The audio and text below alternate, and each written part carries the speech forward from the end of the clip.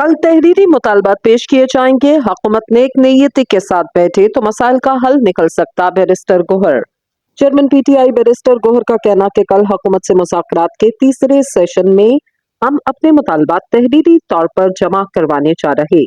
इस्लामाबाद में मीडिया से गुफ्तगू में chairman PTI barrister Gohar Ali Khan का कहना कि आज की कंप्लेन एक प्राइवेट कंप्लेन, इसका तरीक़ेकार मुख्तलिफ होता। हमने अपने 12 शोहदा और 49 जख्मियों का जिक्र किया था।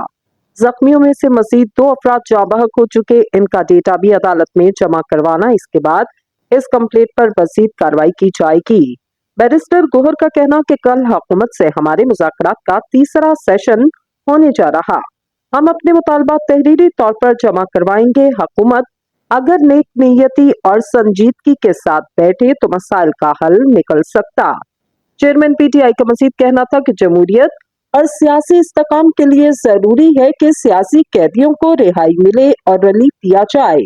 उम्मीद है कि मुज़ाकरात का अमल जल्द मुकम्मल होगा और कोई बड़ी खुशखबरी सामने आ सकेगी।